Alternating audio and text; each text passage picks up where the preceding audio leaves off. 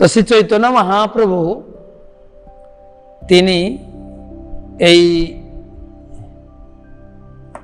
ভাগবতের মহিমা কীর্তন করে চৈতন্য মহাপ্রভু যখন সনাতন গোস্বামীকে শিক্ষা দিচ্ছিলেন, রূপ গোস্বামী, সনাতন গোস্বামী, তখন এই ভক্তিযোগের বিধান স্বরূপ 64 অঙ্গের তুলনা দিয়েছেন, যে 64 প্রকার উপাচার দিয়ে ভগবানের সেবা পূজা করা হয়।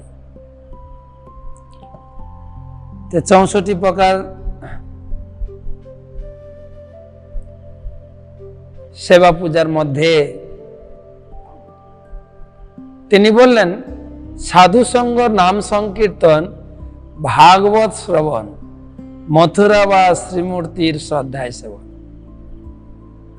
64 প্রকার অঙ্গ, মানে ধরুন আপনি গুরু গ্রহণ করতে হবে, গুরুর কাছে দীক্ষা গ্রহণ করতে হবে, গুরুর কাছে শিক্ষা গ্রহণ করতে হবে, প্রতিদিন ভাগবত পড়তে হবে, প্রতিদিন ভগবানের মঙ্গল আরতি করতে হবে, প্রতিদিন ভগবানের নাম জপ করতে হবে, ভগবানকে নিবেদন করে খেতে হবে, তুলসী পূজা করতে হবে, মন্দির পরিক্রমা করতে হবে, মন্দিরে চরণামৃত খেতে হবে।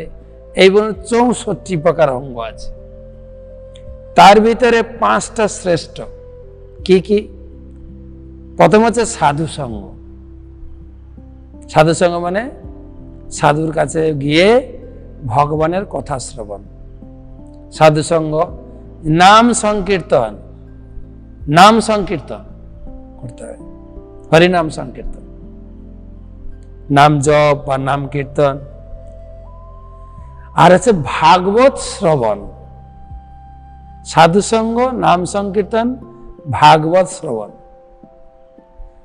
ধামবাস, ভগবানের ধাম, বৃন্দাবন, পুরী, নবদ্বীপ, মায়াপুর, ধামে বাস। আর শ্রী বিগ্রহ সেবা, শ্রীমূর্তির শ্রদ্ধায় সেবন, শ্রদ্ধার সহিত বিগ্রহ সেবা। 5টা জিনিস: সাধু সঙ্গ, নাম সংকীর্তন, ভাগবত শ্রবণ, ধামবাস, বিগ্রহ সেবা। তো এখানে ভাগবতমের স্থান রয়েছে। ভাগবতম এই 5টার মধ্যে মহাপ্রভু বলছেন সকল সাধন শ্রেষ্ঠ এই পঞ্চ অঙ্গ। পঞ্চ অঙ্গ মানে 64-র ভিতরে এই 5টা অঙ্গ: সাধু সঙ্গ, নাম সংকীর্তন, ভাগবত শ্রবণ, তারপরে হচ্ছে ধামবাস, আর হচ্ছে বিগ্রহ সেবা। সকল সাধন শ্রেষ্ঠ এই পঞ্চ অঙ্গ কৃষ্ণ প্রেম জন্মায় এই 5-এর অল্প সঙ্গ। এই 5টা যদি কেউ অল্প পরিমাণে করে তার শরীরে কৃষ্ণ প্রেম আবিষ্ট হবে। মহাপ্রভুর বাক্য, চৈতন্য চরিতামৃতে।